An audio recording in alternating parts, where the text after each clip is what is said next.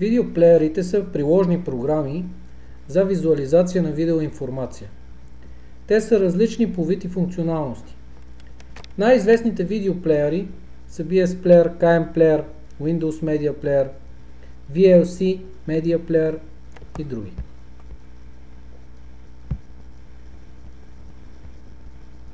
Инсталацията на тези програми може да бъде лесна и приятна за потребителите, ако се следват някои прости правила.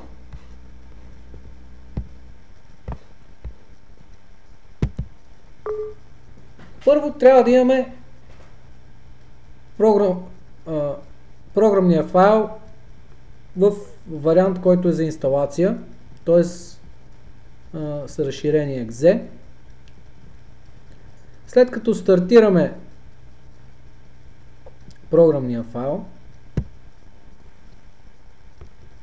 на екрана се появява меню, в което трябва да изберем език за инсталация.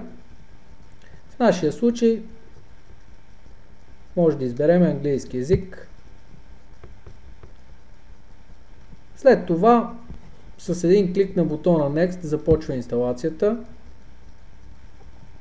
Първоначално, както всеки приложен софтуер, се изписва вида лиценз и ние трябва да се съгласиме с него, за да продължи инсталацията. За да направим това нещо, трябва да кликнем на бутона Съгласен или на английски език I agree. След това стартираме инсталацията с кликване на бутона Next и Install. Тук се изписва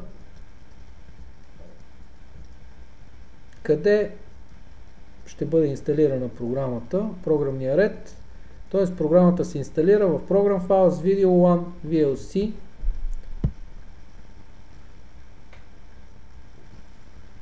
В тази папка, ако имаме някакви проблеми, трябва да търсиме файловете на програмата в съответната папка, която беше изписана. Инсталацията е бърза и лесна. Ето, натискайки с бутона Finish, инсталацията е приключена.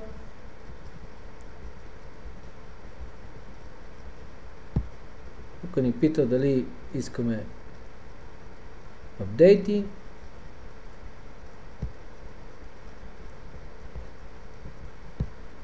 Махаме ги.